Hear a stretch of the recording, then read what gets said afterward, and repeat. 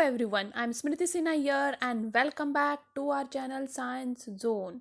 Today you follow, tomorrow we lead. And if you are new to this channel, please hit the subscribe button given below. And if you have not watched the previous videos, you can click on the I button given above. And today we are going to study the topic Ionic Equilibria. This is topic number 3 from Maharashtra State Board Syllabus Standard 12th, Ionic Equilibria. The topics to be covered in this chapter are this.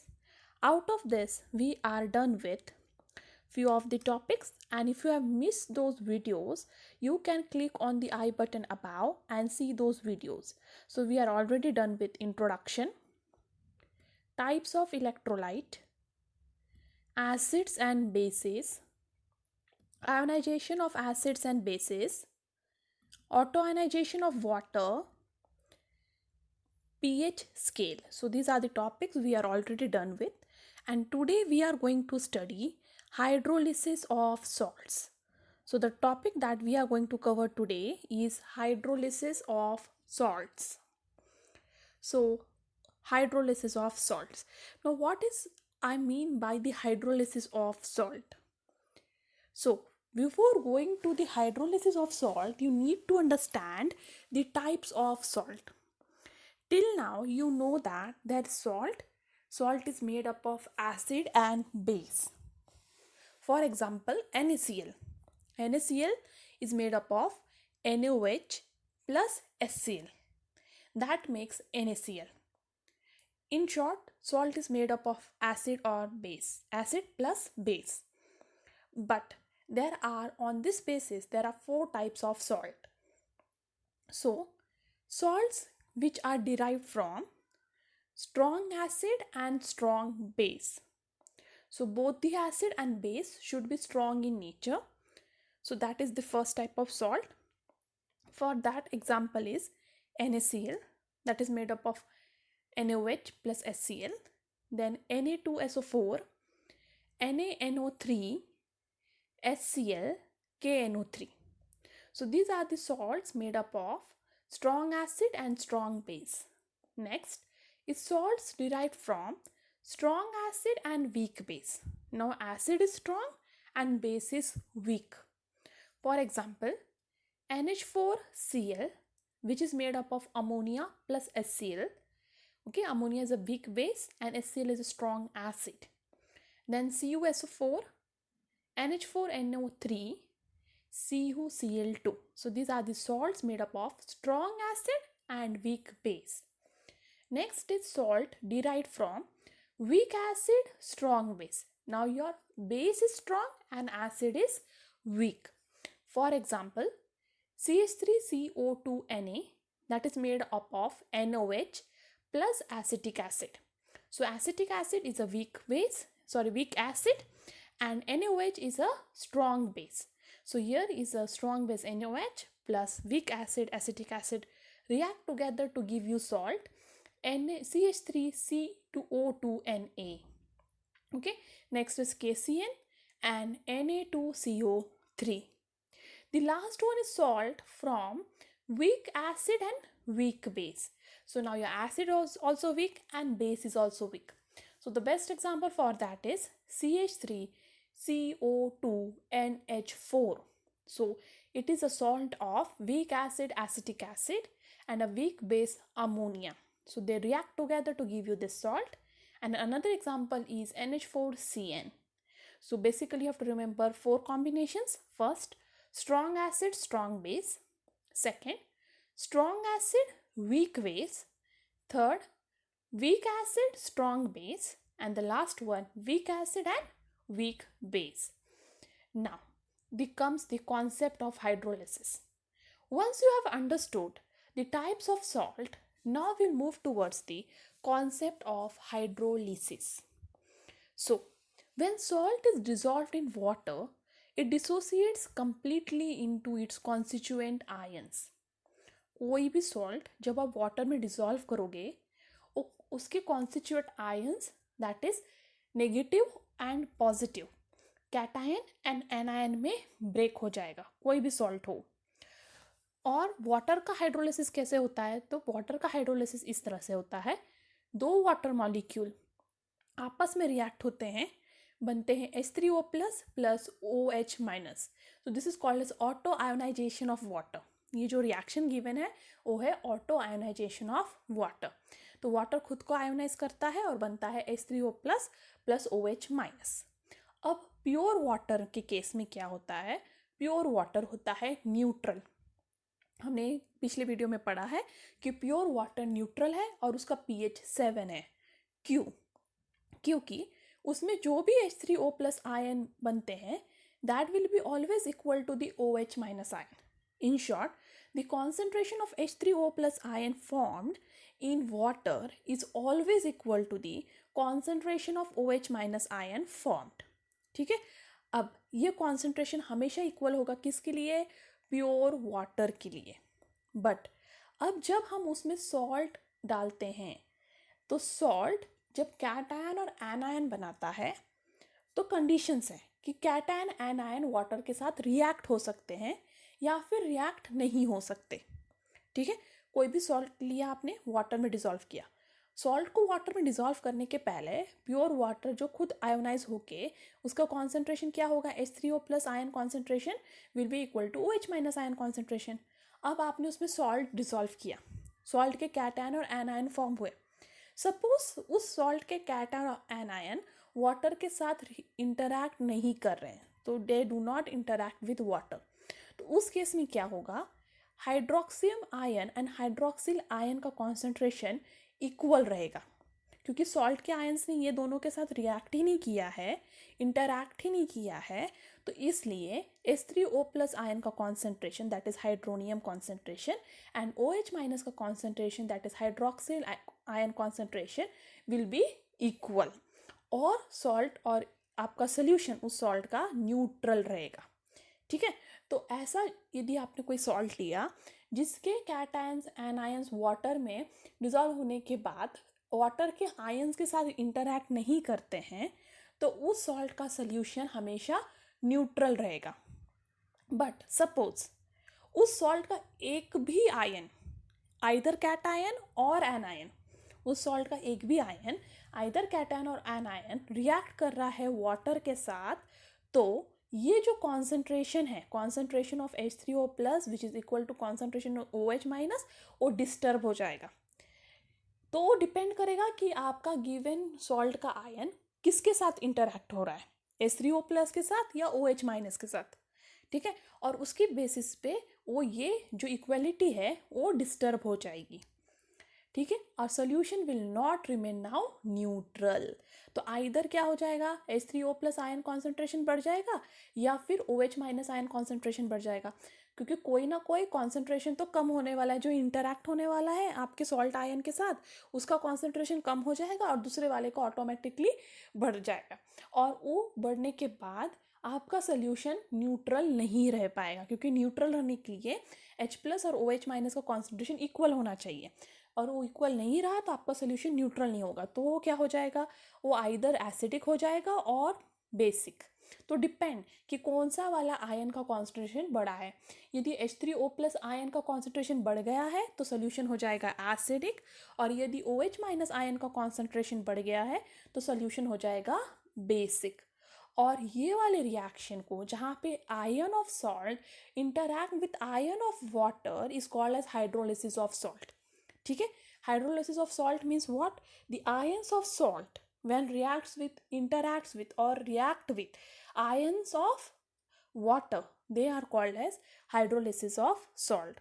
So hydrolysis of salt can be defined as reaction in which cation or anion, okay, so you can say that reaction in which cation or anion or both the ion of salt react with ion of water to produce acidity or alkalinity. Alkaline solution means basic solution. Basic solution को alkyne solution भी बोल सकते हैं। ठीक है, तो hydrolysis of salt को कैसे डिफाइन करोगे? रिएक्शन इन विच कैटायन और एनायन और बोथ द आयंस, ठीक है, पॉजिटिव आयन या नेगेटिव आयन या बोथ द आयन उस सॉल्ट का जब वाटर के साथ इंटरैक्ट करता है और प्रोड्यूस करता है एसिडिटी या बेसिसिटी उस सोल्यूशन को, तो उसे कहेंगे हाइड्रोलिसिस ऑफ सॉल्ट। तो अब मेरे पास 4 टाइप ऑफ सॉल्ट्स हैं, तो हम लोग को 4 टाइप ऑफ सॉल्ट्स का, हर एक सॉल्ट का हाइड्रोलिसिस रिएक्शन स्टडी करेंगे। तो फर्स्ट वाला है salts of strong acid and strong base. तो फर्स्ट वाला जो हम स्टडी करने वाले हैं वो कौन सा सॉल्ट है? Salt of strong acid and strong base. तो उसका बेस्ट एग्जाम्पल है NaCl। तो NaCl जो सॉल्ट है वो बना है स्ट्रॉन्ग एसिड HCl, ठीक है। तो NaCl है वो बना है strong acid of HCl and strong base of NaOH से, ठीक है। तो HCl plus NaOH give you NaCl plus water. तो NaCl किससे बना है? Strong acid HCl and strong base NaOH से। अब जब हम NaCl को वाटर में डिसॉल्व करेंगे तो कंप्लीटली डिसोसिएट होगा, क्योंकि वो स्ट्रॉन्ग सॉल्ट है, करेक्ट। अभी वो कंप्लीटली डिसोसिएट होगा तो क्या बनेगा? Na plus plus Cl minus. But आपको याद रखना है ये Na प्लस और Cl माइनस वाटर के साथ रिएक्ट नहीं करते हैं। Neither cation nor anion of NaCl interact with water। ये क्यों होता है? क्योंकि सपोज NaCl ने वाटर के साथ, अभी वाटर में जाने के बाद Na प्लस और Cl माइनस बनाया और अब वो वाटर के साथ इंटरैक्ट हो रहे हैं, तो Na प्लस वाटर के साथ इंटरैक्ट होके बनाएगा NaOH और Cl माइनस वाटर के साथ इंटरैक्ट होके बनाएगा HCl। अब ये दोनों भी स्ट्रॉन्ग है, NaOH और HCl दोनों भी स्ट्रॉन्ग इलेक्ट्रोलाइट है। और आपको पता है, यदि आपने मेरा वीडियो देखा है तो फर्स्ट वीडियो में मैंने बताया है strong electrolyte dissociates completely in solution. तो यदि NaOH और HCl बन भी गया उस सॉल्यूशन में, यदि NaCl का कैटायन एनायन वाटर के साथ रिएक्ट हुआ, NaOH और HCl बन भी गया, तो वापस डिसोसिएट हो जाएगा, क्योंकि NaOH और HCl दोनों भी बहुत स्ट्रॉन्ग इलेक्ट्रोलाइट है और वो दोनों भी वाटर के अंदर पूरी तरह डिसोसिएट हो जाते हैं, तो वो वापस डिसोसिएट हो जाएंगे। तो इसका रिएक्शन आप ऐसे समराइज कर सकते हो, Na plus plus Cl minus in water gives you HCl plus NaOH, correct. Na plus Cl minus जो NaCl है उसको वाटर में डिसॉल्व करने के बाद एक्सपेक्टेड प्रोडक्ट क्या है? HCl plus NaOH। But HCl और NaOH स्ट्रॉन्ग इलेक्ट्रोलाइट है, so they will again react with water to give you H3O plus plus Cl minus plus Na plus plus OH minus। In short, Na plus और Cl minus ने water के साथ interact ही नहीं किया, वो वापस regenerate हो गया। तो हम ऐसा सोच भी लें कि Na plus Cl minus water के साथ इंटरैक्ट कर रहा है, तो वो इंटरैक्ट करने के बाद वापस डिसोसिएट हो जाएगा, क्योंकि NaOH और HCl दोनों भी स्ट्रॉन्ग इलेक्ट्रोलाइट है। तो इन डायरेक्टली Na प्लस और Cl माइनस वाटर के साथ इंटरैक्ट ही नहीं करता। यदि हम NaCl को वाटर में डिसॉल्व कर दें, आपका Na प्लस और Cl माइनस हमेशा वैसे के वैसे ही रहेगा without interacting with water. Thus the reactant and the product are the same। Reactant भी और प्रोडक्ट भी सेम है, that is neither the cation nor the anion interact with water.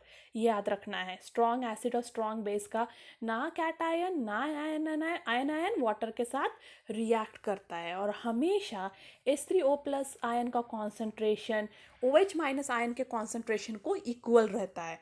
क्यों? क्योंकि कैटायन एनायन वाटर के साथ इंटरैक्ट ही नहीं करता, इसलिए वाटर का जो भी ऑटो आयनाइजेशन वाले प्रोडक्ट है वो हमेशा उनका कॉन्सेंट्रेशन इक्वल रहेगा विदाउट डिस्टर्बेंस। और यदि H3O प्लस आयन और OH माइनस आयन का कॉन्सेंट्रेशन इक्वल है, तो हमने इस वीडियो के स्टार्टिंग में देखा है कि यदि दोनों का कॉन्सेंट्रेशन इक्वल है तो आपका गिवन सोल्यूशन न्यूट्रल है। तो ये दोनों के कॉन्सेंट्रेशन को डिस्टर्बेंस नहीं हुआ है यहाँ पे, तो ये सोल्यूशन आपका गिवन सोल्यूशन न्यूट्रल है। तो इससे आप ये कंक्लूड कर सकते हो क्या कि salt of strong acid and salt of strong base does not undergo hydrolysis। ठीक है। तो salt of strong acid and strong base, जो भी सॉल्ट रहेगा जो स्ट्रॉन्ग एसिड और स्ट्रॉन्ग बेस से बना होगा वो हाइड्रोलिसिस रिएक्शन अंडरगो नहीं करेगा। इसका मतलब वो वाटर के साथ उसके कैटायन और एनायन इंटरैक्ट नहीं होंगे, वो इंडिविजुअली वाटर में प्रेजेंट रहेंगे विदाउट इंटरैक्टिंग विथ वाटर। और आपका given solution of the salt of strong acid and strong base will be always neutral. और आपका जो पीएच पेपर है, या फिर पीएच पेपर में तो 7 पीएच दिखेगा और आपके लिटमस पेपर में भी कोई चेंज नहीं होगा। Red will remain red and blue will remain blue in the solution of strong acid and strong base के सॉल्ट के सोल्यूशन में। अब नेक्स्ट हम मूव करते हैं salt of strong acid and weak base. तो अभी हमने देखा स्ट्रॉन्ग एसिड स्ट्रॉन्ग बेस, अब देखेंगे strong acid and weak base. उसका एग्जाम्पल है CuSO4। तो CuSO4 is a salt made up of strong acid H2SO4। तो CuSO4 बना हुआ है स्ट्रॉन्ग एसिड H2SO4 से and weak base CuOH twice से। ठीक है। अब when CuSO4 वाटर में डिसॉल्व होता है तो कंप्लीटली डिसोसिएट होगा, क्योंकि सॉल्ट्स कंप्लीटली डिसोसिएट, तो बनेगा Cu2 plus plus SO4 minus. ठीक है। अब Cu2 plus and SO4 minus बन गया है। अब याद रखना है SO4 minus is a ion from strong acid. ठीक है। और इसलिए इसको एबिलिटी नहीं है कि वाटर के साथ इंटरैक्ट करे, क्योंकि यदि SO4 माइनस वाटर के साथ इंटरैक्ट कर भी लेगा तो क्या बनाएगा H2SO4। और H2SO4 क्या है, स्ट्रॉन्ग इलेक्ट्रोलाइट, और स्ट्रॉन्ग इलेक्ट्रोलाइट वापस डिसोसिएट हो जाएंगे, क्योंकि स्ट्रॉन्ग इलेक्ट्रोलाइट्स हमने अभी देखा कि कंप्लीटली डिसोसिएट हो जाते हैं, इसलिए उनका बनना नहीं बनने के बराबर है, क्योंकि यदि वो बन भी जाए वापस वो डिसोसिएट होकर सेम थिंग वापस रीबैक दे देंगे। ठीक है। तो CuSO4 किस में डिसोसिएट हो रहा है, Cu2 plus plus SO4 minus, और उसमें से जो SO4 माइनस है वो वाटर के साथ इंटरैक्ट नहीं करता। तो जो भी SO4 माइनस है वो वाटर के साथ क्या होगा, इंटरैक्ट नहीं करेगा, क्योंकि इसने इंटरैक्ट कर भी लिया तो वापस डिसोसिएट हो जाएगा। अब बचा Cu2 प्लस। तो Cu2 प्लस वाटर के OH माइनस आयन के साथ इंटरैक्ट करेगा, क्योंकि ये कैटायन है तो वाटर के एनायन के साथ इंटरैक्ट करेगा और बनाएगा CuOH ट्वाइस। ठीक है। तो Cu2 प्लस क्या कर रहा है, वो इंटरैक्ट कर रहा है वाटर के OH माइनस के साथ और बना रहा है CuOH ट्वाइस। CuOH ट्वाइस क्या है, वीक बेस, और वीक बेस कंप्लीटली डिसोसिएट नहीं होते। ठीक है। तो वो उस सोल्यूशन में प्रेजेंट होगा और CuOH ट्वाइस बनेगा, क्योंकि वीक है। ठीक है। और वीक इलेक्ट्रोलाइट जो भी होते हैं वो डिसोसिएट नहीं होते और वैसे के वैसे वो प्रेजेंट रहेंगे। तो बेसिकली हम लोग ये रिएक्शन को ऐसे कंक्लूड कर सकते हैं कि जब भी हम CuSO4 को वाटर में डिसॉल्व करेंगे तो हमें मिलेगा Cu2 प्लस, जो वाटर के साथ इंटरैक्ट करेगा और बनाएगा CuOH twice plus 2H3O plus. ठीक है। तो क्या बनाएगा, CuOH ट्वाइस, मतलब उसने वाटर के OH माइनस के साथ इंटरैक्ट कर लिया, पर वाटर का H plus as it is है, क्योंकि वाटर के H प्लस के साथ SO4 माइनस इंटरैक्ट नहीं करने वाला। वाटर के H प्लस के साथ वो इंटरैक्ट करेगा ही नहीं, क्योंकि इंटरैक्ट कर भी लिया वापस वो डिसोसिएट हो जाएगा। इसलिए H3O प्लस वैसे के वैसे रहेगा, बस OH माइनस Cu के साथ इंटरैक्ट करेगा। That is now there is excess of H3O plus ion in your solution। तो इस सोल्यूशन में H3O plus ion का कॉन्सेंट्रेशन क्या है, ज़्यादा, क्योंकि OH माइनस तो कंज्यूम हो गया, पर H3O plus वैसे के वैसे, इसलिए उसका कॉन्सेंट्रेशन बढ़ गया। और H3O plus का कॉन्सेंट्रेशन बढ़ गया मतलब H प्लस आयन का कॉन्सेंट्रेशन बढ़ गया, मतलब आपका सोल्यूशन हो गया एसिडिक, क्योंकि जितना ज़्यादा H प्लस आपके सोल्यूशन में रहेगा उतना ज़्यादा आपका सोल्यूशन एसिडिक रहेगा। तो इसलिए यहाँ पे H3O प्लस आयन का कॉन्सेंट्रेशन बढ़ जाता है और इसलिए आपका सोल्यूशन क्या हो जाता है, एसिडिक इन नेचर, और वो आपके ब्लू लिटमस पेपर को बना देता है रेड। ठीक है। Now there is formation of sparingly soluble CuOH twice by hydrolysis of this aqueous solution of CuSO4 makes it turbid। तो क्या होता है बेसिकली इसमें, जब भी आप CuSO4 को वाटर में डिसॉल्व करोगे तो आपको क्लियर सोल्यूशन नहीं मिलेगा। जैसे NaCl को, नमक को आप घर में भी पानी में डिसॉल्व करके देखो, आपको एक क्लियर सोल्यूशन मिलता है, पता भी नहीं चलेगा कि इसमें नमक डिजॉल्व है। बट CuSO4 को जब भी आप वाटर में डिजॉल्व करोगे तो आपको क्लियर सोल्यूशन नहीं बनेगा मिलेगा, क्योंकि उसमें बन जाता है CuOH ट्वाइस, और ये जो CuOH ट्वाइस है वो स्पेरिंगली सॉल्यूबल है, मतलब वो कंप्लीटली सॉल्यूबल नहीं है वाटर में, बहुत कम हद तक वो वाटर में सॉल्यूबल है। और स्पेरिंगली सॉल्यूबल होने की वजह से वो सोल्यूशन को पूरी तरह उसमें डिजॉल्व नहीं होता है और सोल्यूशन में थोड़ा सा धुंधलापन छोड़ देता है, दैट इज टर्बिडिटी। ठीक है, अब इस टर्बिडिटी को हटाने के लिए उसमें हम लोग लैब में H2SO4 डाल सकते हैं।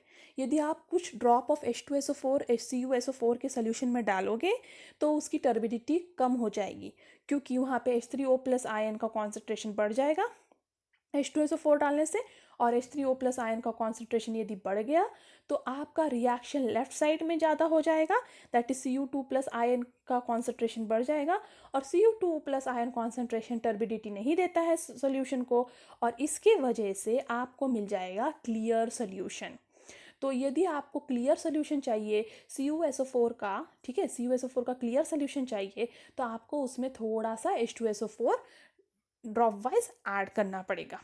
ठीक है, और इस वाले का कंक्लूजन ये है that is salt of strong acid and weak base is acidic in nature.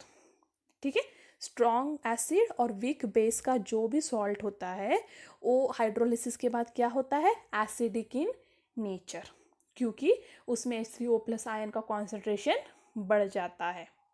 Next है salt of weak acid and strong base. अब एसिड वीक है और बेस स्ट्रॉन्ग है, उसका एग्जाम्पल है CH3CO2Na। okay, this is a salt of weak acid, that is acetic acid, and strong base NaOH। तो ये वाला जो सॉल्ट है वो बना है वीक एसिड, एसिटिक एसिड और स्ट्रॉन्ग बेस NaOH से। अब इस सॉल्ट को जब वाटर में डिसॉल्व करोगे तो कंप्लीटली डिसोसिएट होगा और बनाएगा CH3CO2 negative plus Na positive. अब आपका वाटर कैसे डिसोसिएट होता है, वाटर होता है दो वाटर मॉलिक्यूल रिएक्ट करके बनाते हैं H3O प्लस OH माइनस। अब आपका CH3CO2 नेगेटिव इंटरैक्ट करता है, ठीक है, H3O+ से, और जो आपका Na+ है वो इंटरैक्ट करता है OH माइनस से। ठीक है, बट अब आपको याद रखना है यहाँ पे बेसिकली आपके पास बन क्या रहा है। देखो, जब भी आप ये सॉल्ट को वाटर में डिसॉल्व करोगे तो वाटर के दो आयन बनेंगे, करेक्ट, H3O+ OH माइनस, और इस सॉल्ट के दो आयन बनेंगे CH3CO2 negative plus Na positive. तो टोटल 4 आयन चाहिए आपको सोल्यूशन में, तो है Na+, फिर है H3O+, फिर है CH3CO2 negative and OH minus. तो H3O+ and OH minus comes from water, while CH3CO2 negative and Na positive comes from your salt। अब Na पॉजिटिव इंटरैक्ट करेगा OH माइनस के साथ और बनाएगा NaOH, but NaOH is again a strong electrolyte, और strong electrolyte आपको पता है वापस डिसोसिएट हो जाएगा Na+ और OH माइनस में, तो उसका बनना नहीं बनने के बराबर है। इसलिए हम ये कह सकते हैं कि Na+ does not interact with OH minus ion in water. ठीक है, तो यहाँ पे जो Na+ है, जो सॉल्ट का कैटायन है, वो वाटर के साथ इंटरैक्ट नहीं करता और OH माइनस आयन वाटर का वैसे के वैसे ही रह जाता है। बट जब आप बात करो सॉल्ट के एनायन की, दैट इज CH3CO2 नेगेटिव, वो वाटर के H3O+ के साथ इंटरैक्ट करता है और बनाता है एसिटिक एसिड, और ये एसिटिक एसिड कंप्लीटली डिसोसिएट नहीं होता, इसलिए एसिटिक एसिड वाटर में प्रेजेंट होता है। तो जब भी आप ये सॉल्ट डिसॉल्व करोगे वाटर में CH3CO2Na, तो आपके वाटर में एसिटिक एसिड की कुछ मात्रा होगी, क्योंकि जो बनती है सॉल्ट के एनायन और वाटर के H3O+ से इंटरैक्ट करने से, और एसिटिक एसिड कंप्लीटली डिसोसिएट नहीं होता, इसलिए वो वाटर में कुछ हद तक प्रेजेंट होता ही है और वो वाटर के H3O+ को कंज्यूम कर लेता है। इन शॉर्ट, ये वाला सॉल्ट H3O+ को कंज्यूम कर रहा है बट OH माइनस आयन को अनडिस्टर्ब रख रहा है, तो OH माइनस आयन का कॉन्सेंट्रेशन बढ़ गया क्योंकि OH माइनस आयन अनडिस्टर्ब है। तो इसका हम लोग फाइनल रिएक्शन ऐसे लिख सकते हैं कि salt plus water will give me acetic acid plus Na+ and OH minus, क्योंकि ये दोनों एक दूसरे के साथ इंटरैक्ट नहीं करेंगे क्योंकि वो स्ट्रॉन्ग इलेक्ट्रोलाइट बनाते हैं। तो इन शॉर्ट आप देख सकते हो H प्लस आयन कॉन्सेंट्रेशन नहीं है आपके पास, but OH minus ion concentration बढ़ गया। तो ये वाला जो सॉल्ट है that is salt of weak acid and strong base, आपके सोल्यूशन को बनाता है बेसिक। ठीक है, और ये बेसिक सोल्यूशन होता है, और this that is CH3CO2 Na is basic in nature. तो अभी आपको 3 चीज़ें याद रखनी है, salt of strong acid, strong base, water को न्यूट्रल रखता है, आपके सोल्यूशन को क्या लगता है, neutral. Salt of strong acid and weak base आपके सोल्यूशन को क्या कर देता है, बेसिक, सॉरी एसिडिक। और salt of weak acid and strong base आपके सोल्यूशन को बना देता है बेसिक। तो ये 3 कंडीशन है, ठीक है। Strong acid strong base neutral, strong acid weak base acidic, weak acid strong base basic. अब एक क्वेश्चन है, can you tell why an aqueous solution of NH4Cl is acidic while that of HCO2K is basic in nature? तो ये देखो, अभी ये NH4Cl बना है अमोनिया एंड Cl माइनस से, correct? That is it is a salt of weak base and strong acid, ठीक है। तो NH4Cl किसका सॉल्ट है, weak base and strong acid. That is अभी हमने पढ़ा है weak base and strong acid का जो भी सॉल्ट होता है उसका सोल्यूशन क्या होता है, एसिडिक। तो इसका आंसर ये रहेगा, NH4Cl is made up of salt, this is a salt made up of weak base and strong acid, that is weak base ammonia and strong acid HCl, and therefore it is acidic in nature, ठीक है। और वही salt HCO2K का आप लिख सकते हो कि ये सॉल्ट बना है week acid and strong base. तो वीक एसिड इधर है formic acid, that is HCO2H plus base that is strong base KOH। तो ये सॉल्ट बना है week acid and strong base से, और इसलिए बेसिक इन नेचर है, ठीक है। तो NH4Cl is a salt of weak base strong acid and therefore solution is acidic, and HCO2K is a salt of weak acid strong base and therefore the solution is basic। तो ये 3 condition यदि आप याद रखोगे तो आप कोई भी क्वेश्चन का आंसर लिख सकते हो कि स्ट्रॉन्ग एसिड स्ट्रॉन्ग बेस का जो भी सॉल्ट होता है वो उसका सोल्यूशन होता है neutral, strong acid weak base का होता है एसिडिक, और वीक एसिड स्ट्रॉन्ग बेस का होता है बेसिक, ठीक है। और उसके बेसिस पे आप कोई भी आंसर कर सकते हो कोई भी क्वेश्चन को। नेक्स्ट है salt of weak acid and weak base. ये लिटिल डिफरेंट है क्योंकि यहाँ पे एसिड भी वीक है और बेस भी वीक है, तो दोनों भी कंप्लीटली डिसोसिएट नहीं होने वाले, तो इसकी वजह से इधर थोड़ा डिफरेंट केस है। तो when a salt BA of weak acid HA and weak base BOH is dissolved in water, it dissociates completely as B plus plus A minus. तो B plus is a B plus and A minus, और BA किसका salt है, weak acid HA and weak base BOH। अब इसका reaction देखना है, B plus plus A minus when interacts with water it will give you BOH। तो जो आपका B प्लस है वो वाटर के OH के साथ रिएक्ट करेगा और बनेगा BOH, और जो आपका A माइनस है सॉल्ट का वो वाटर के साथ रिएक्ट करके बनेगा HA। तो वापस बन गया आपका weak base and weak acid. और वीक बेस वीक एसिड होते हैं वीक इलेक्ट्रोलाइट्स, और वीक इलेक्ट्रोलाइट सोल्यूशन में कंप्लीटली डिसोसिएट नहीं होते। कंप्लीटली डिसोसिएट नहीं होते मतलब दोनों भी कैटायन भी और एनायन भी दोनों भी वाटर के साथ इंटरैक्ट हो रहा है। अर्लियर केसेस में क्या था, either cation was interacting with water और anion was interacting with water, और इसकी वजह से H3O प्लस आयन का कॉन्सेंट्रेशन कभी अनडिस्टर्ब रह रहा था और कभी OH माइनस आयन का कॉन्सेंट्रेशन। बट इस केस में क्या हो रहा है, आपका कैटायन एनायन दोनों भी वाटर के साथ इंटरैक्ट कर रहा है, इसलिए आपके H3O प्लस और H प्लस और OH माइनस दोनों के कॉन्सेंट्रेशन डिस्टर्ब हो रहे हैं, और उसके वजह से अब 3 केसेस है। कैसे कि यदि दोनों इक्वली इंटरैक्ट होगा तो आपका सोल्यूशन रहेगा न्यूट्रल, यदि आपका H3O प्लस आयन का कॉन्सेंट्रेशन बढ़ जाएगा तो आपका सोल्यूशन रहेगा एसिडिक, और यदि OH माइनस आयन का कॉन्सेंट्रेशन बढ़ जाएगा तो आपका सोल्यूशन रहेगा बेसिक। और इसके बेसिस पे आपके पास यहाँ 3 केसेस है। If Ka is more than Kb, the solution is acidic. If Ka is less than Kb, solution is basic.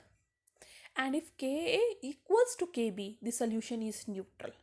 ये 3 केसेस सिर्फ इस केस में है where there is a salt of weak acid and weak base.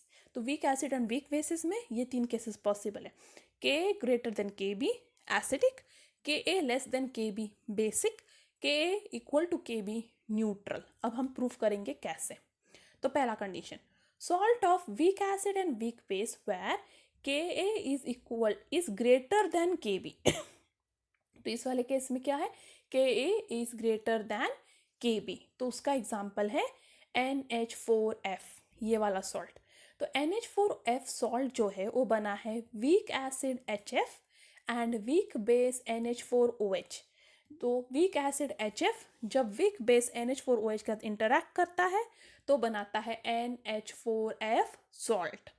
अब आप देख सकते हो HF का Ka है 7.2 इंटू 10⁻⁻⁴ और NH4OH का Kb है 1.8 इंटू 10⁻⁵। यहाँ पे Ka is greater than Kb।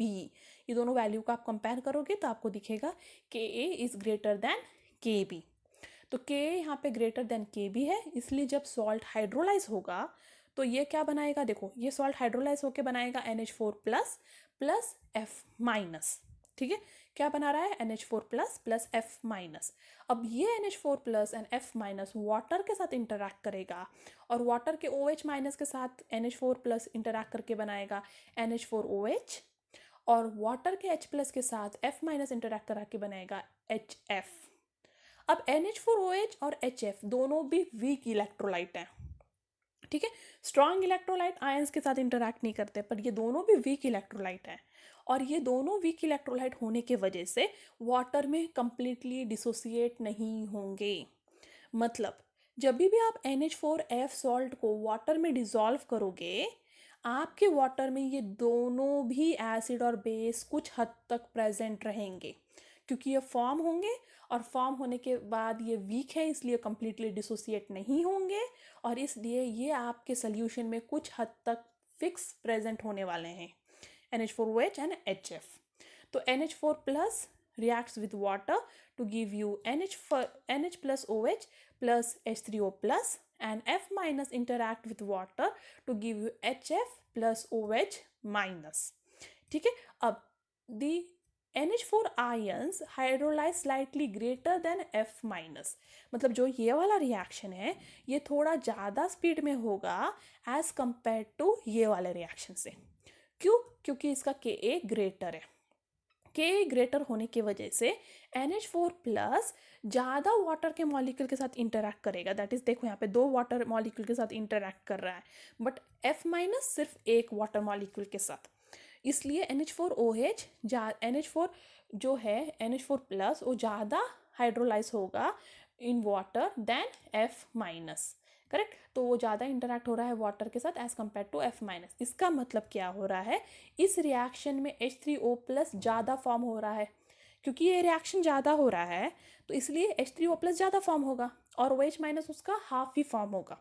ठीक है, तो यहाँ पे OH माइनस आयन कम फॉर्म होगा और H3 प्लस ज़्यादा फॉर्म होगा क्योंकि फर्स्ट वाला रिएक्शन ज़्यादा हो रहा है। That means that NH4 ions are slightly stronger than F minus ions as base and therefore NH4OF make your solution slightly acidic and turns your blue litmus red। तो जब भी आपके पास salt of weak acid and weak base है जिसमें Ka is greater than Kb, उस वाले salt में आपका सोल्यूशन एसिडिक रहेगा क्योंकि Ka is greater than Kb। That is your acid, that is your cation will more react with water than your anion और कैटायन ज़्यादा वाटर के साथ रिएक्ट करने की वजह से H3O प्लस आयन ज़्यादा फॉर्म होगा as compare to OH minus ion और H3O प्लस आयन ज़्यादा फॉर्म होगा तो H3O प्लस आयन का कॉन्सेंट्रेशन आपके सोल्यूशन में बढ़ जाएगा as compare to OH minus और H3O प्लस आयन का कॉन्सेंट्रेशन बढ़ गया, मतलब आपका सोल्यूशन हो गया एसिडिक और वो ब्लू लिटमस को चेंज कर देगा रेड में। नेक्स्ट है salt of weak acid and weak base where Ka is less than Kb। अब इसमें क्या है, Ka is less than Kb, तो इसका एग्जाम्पल है NH4Cn। तो NH4Cn एक ऐसा सॉल्ट है जो बना है वीक एसिड HCN और वीक बेस NH4OH। अब HCN का Ka देखो 4.0 इंटू 10⁻10 और NH4OH का Kb है 1.8 इंटू 10⁻5 और आप देख सकते हो यहाँ पे Kb is greater than Ka। तो when NH4Cn is dissolved in water तो बनेगा NH4 plus and Cn minus, तो बन गया NH4 plus and Cn minus, जो वाटर के साथ इंटरैक्ट करके कैटायन वाटर के एनायन के साथ इंटरैक्ट करेगा और बनाएगा NH4OH, और एनायन वाटर के कैटायन के साथ इंटरैक्ट करके बनाएगा HCN। अब दोनों भी weak acid and weak bases है और उसकी वजह से ये वीक इलेक्ट्रोलाइट है, और वीक इलेक्ट्रोलाइट वाटर में कम्प्लीटली डिसोसिएट नहीं होते, और इसलिए जब भी आप NH4Cn का जब सॉल्यूशन बनाओगे वाटर में तो आपके पास कुछ हद तक NH4OH एंड HCN वाटर में प्रेजेंट होंगे, क्योंकि वो फॉर्म होंगे और फॉर्म होने के बाद वापस वो कैटायन एनायन कम्प्लीटली फॉर्म नहीं करेंगे, इसलिए वो वाटर में आपके सोल्यूशन में पक्का प्रेजेंट रहेंगे। तो the base NH4OH is stronger than acid HCN। और ये कैसे है, NH4 प्लस जब वाटर के साथ इंटरैक्ट करेगा तो बनाएगा NH4OH, और Cn माइनस जो वाटर के साथ इंटरैक्ट कर बनाएगा HCN, और यहाँ पे NH4OH ज़्यादा स्ट्रॉन्ग है एज कम्पेयर टू HCN। ठीक है, और now the Cn minus ion hydrolyse to great extent than NH4 plus ion. तो Cn जो माइनस आयन है वो ज़्यादा एक्सटेंट तक हाइड्रोलाइज होता है इस केस में एज कम्पेयर टू NH4। तो यहाँ पे जो एन आयन है वो ज़्यादा हाइड्रोलाइज हो रहा है एज कम्पेयर टू NH4, क्योंकि Kb यहाँ पे ग्रेटर है, और Cn माइनस जब ज़्यादा हाइड्रोलाइज हो रहा है इसका मतलब OH माइनस आयन ज़्यादा फॉर्म हो रहा है as compare to H3O plus से, क्योंकि Cn माइनस ज़्यादा इंटरैक्ट कर रहा है वाटर के साथ, और ज़्यादा इंटरैक्ट करने की वजह से वो ज़्यादा HCN बना रहा है और ज़्यादा OH माइनस, बट उसके कंपैरेटिव NH4 जो है वाटर के साथ कम इंटरैक्ट कर रहा है और H3O प्लस कम बना रहा है, और उसकी वजह से क्या हो रहा है, आपका OH माइनस आयन का कॉन्सेंट्रेशन बढ़ रहा है और H3O प्लस आयन का कॉन्सेंट्रेशन कम हो रहा है, और इसकी वजह से आपका सोल्यूशन हो रहा है बेसिक। और अब यहाँ पे होगा आपका रेड लिटमस टर्न्स ब्लू। तो इन शॉर्ट जब आपके पास salt of weak acid weak base है जिसमें Ka is less than Kb, वैसे वाले सॉल्ट में आपका सोल्यूशन रहेगा basic in nature. Last case है salt of weak acid and weak base where Ka is equal to Kb। अब इस कंडीशन में आपका Ka is equal to Kb, उसका एग्जाम्पल है CH3CO2NH4 का सॉल्ट जो बना है वीक एसिड एसिटिक एसिड से और वीक बेस NH4OH से। अब आप देखोगे Ka is equal to Kb, दोनों वैल्यू इक्वल है। तो जब आप ये वाला सॉल्ट दैट इज CH3CO2NH4 को डिसॉल्व करोगे वाटर में तो बनाएगा CH3CO2 negative plus NH4 positive. अब ये दोनों भी वाटर के साथ इक्वली इंटरैक्ट करेंगे, एनायन भी और कैटायन भी इक्वली इंटरैक्ट करेंगे वाटर के साथ, क्योंकि दोनों का Ka और Kb इक्वल है, इसलिए वो बनाएंगे weak acid acetic acid and weak base NH4OH। अब ये दोनों भी वीक इलेक्ट्रोलाइट है इसलिए कम्प्लीटली डिसोसिएट नहीं होंगे बनने के बाद, इसलिए आपका जब भी CH3CO2NH4 का सोल्यूशन है उसमें कुछ हद तक एसिटिक एसिड और NH4OH प्रेजेंट रहेगा उस सोल्यूशन में। और अब ये याद रखना है कि जो CH3CO2 नेगेटिव है, मतलब सॉल्ट का जो एनायन है वो वाटर के साथ इंटरैक्ट करके बना रहा है acetic acid and OH minus, और जो सॉल्ट का कैटायन है वो वाटर के साथ इंटरैक्ट करके बना रहा है NH4OH एंड H3O प्लस, और दोनों कैटायन और एनायन दोनों इक्वली इंटरैक्ट हो रहे हैं वाटर के साथ, क्योंकि Ka is equal to Kb, इसलिए दोनों इक्वली इंटरैक्ट होंगे आपके वाटर के साथ, और इसकी वजह से क्या होगा, equal amount of OH minus and equal amount of H3O plus बनेगा। तो OH minus concentration will be equal to H3 plus O plus ion concentration in this case because the cation and anion both equally interact with water। और उसके वजह से क्या होने वाला है, अभी दोनों भी जितने H3O प्लस is equal to H minus, मतलब आपका सोल्यूशन क्या है, न्यूट्रल। और इसलिए आप याद रख सकते हो salt of weak acid weak base जिसमें Ka is greater than Kb वो एसिडिक है। Salt of weak acid and weak base जहाँ Ka is less than Kb वो बेसिक है। And salt of weak acid and weak base जिसमें Ka is equal to Kb वो neutral है। And that's all for today. Thank you. If you have any doubt, any comment, any suggestion, you are free to do that on askyourdoubt04@gmail.com. You can even write me in the comment box below. And that's all. And if you have liked my video, please give me a thumbs up. Share this video to more and more of your friends. And before departing, what comes easy won't last long, and what lasts long won't come easy. And keep studying. That's all for today. Thank you. Stay tuned.